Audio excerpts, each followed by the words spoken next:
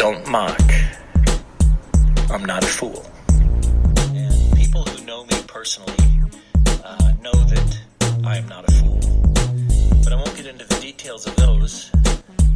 I just want people to realize that I'm not a fool. Don't mock. I'm not a fool. Don't mock. I'm not a fool.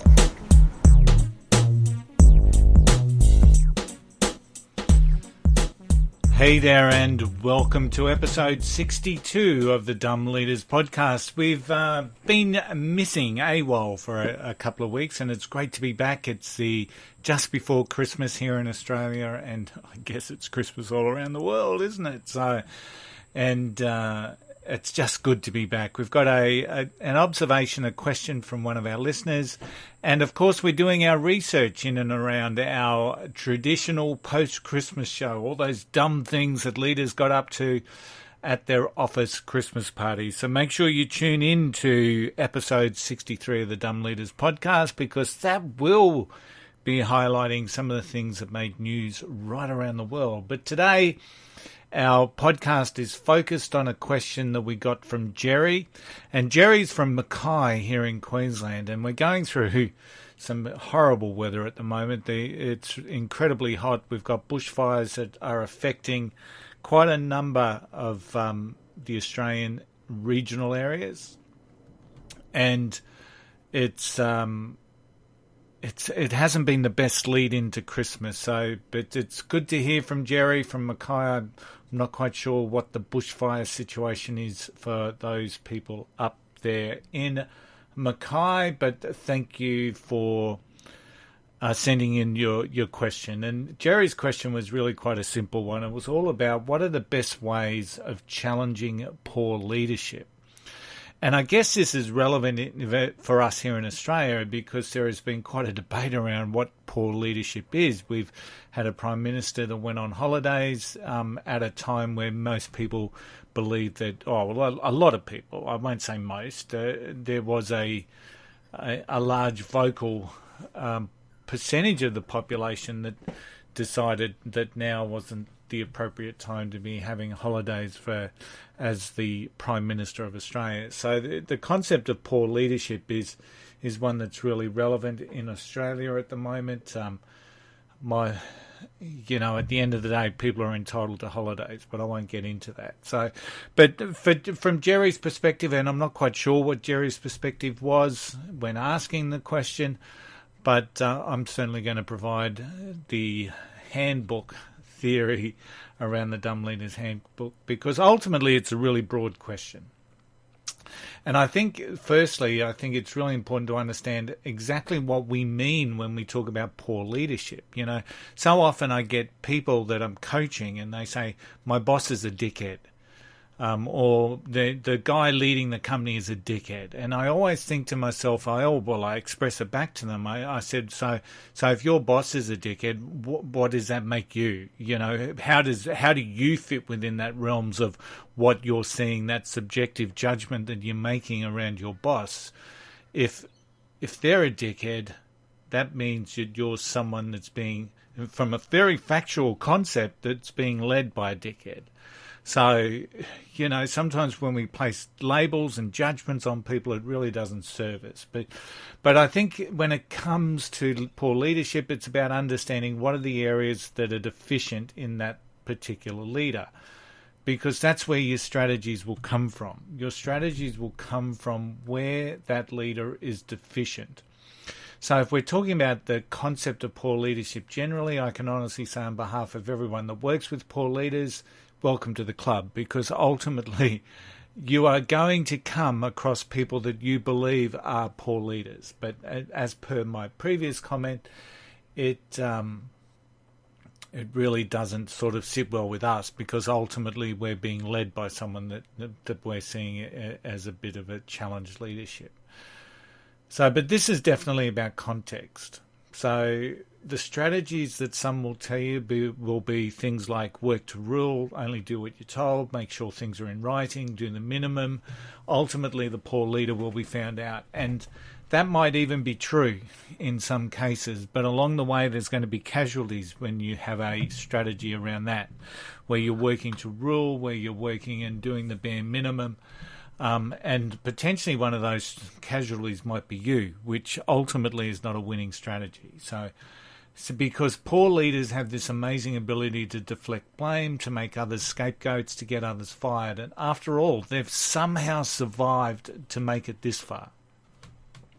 So what makes you think that you might be any different? So poor leadership in some respects will also have a power base. It could be an old school connection. It could be, they've got, the old saying, what photos have you got of someone?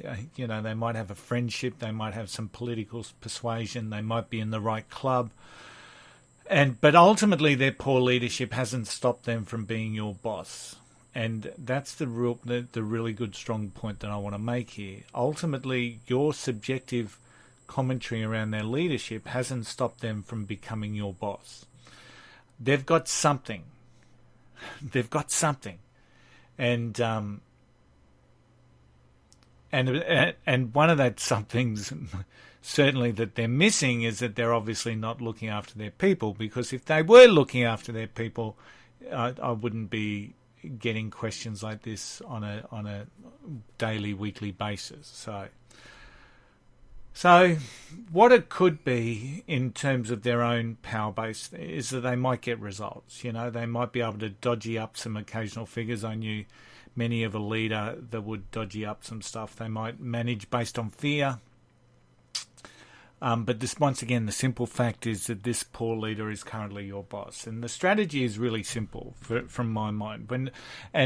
I suppose it's a very generic strategy in relation to growth of you as a leader anyway. But what the strategy that I would encourage you, Gerry, to do is to grow and to become the best leader that you can be. Now, John Maxwell, he's got a number of different books and topics in and around this, but in the 360-degree leader book that he talks about, he talks about connecting up. So he teaches leaders each and every day to understand and learn what is actually important for their leader and then deliver on that. Now, some people may call that politics, political. Some people may call that brown-nosing. But ultimately, that in my strategy is the best way you deal with a bad boss. You find out what is important for them and you deliver on that. So connecting with them, finding out what's important, learning and growing your leadership skills and build influence with your boss. And that's how you deal with them. You learn how to influence your boss. You learn how to influence others. You're developing a need that they have for you. And then somewhere along the line, you will overtake them. So, yep, you heard that right. You will overtake them, which is a far better strategy than waiting for them to be found out based around a poor work ethic or a poor work performance or working to rule from you, because ultimately that tarnishes your reputation as well. So if you're actually working with good intention to become the best leader that you can be, you're connecting up with your boss, you're understanding what is important in their eyes. What are their priorities? And it's not necessarily their stated priorities. You're going to understand what their priorities are when you connect with them. One could be an aspirational style leadership and they just want to get as high as they can. And another aspect of performance, what's important to them is to get results. So, for you to be able to work within that constraints, get results, and you'll be amazed what you can do. The other thing that I would say quite openly is to actually take the time to learn from them, right? So not about being subjective and saying that they're a crap boss, because that's too easy and it doesn't actually serve us, because what it does, it takes our energy away from ourselves as a leader, and it takes away, we're providing an excuse for ourselves not to be the best that we can be. So I always say learn from them, and sometimes, and maybe in some leaders' cases, you're going to be learning what not to do. So, but it is about that ability to observe in a relatively objective and consistent manner, and learning what it is that they do well, what it is that they don't do well, and then taking that on board and creating your own little toolkit in relation to it.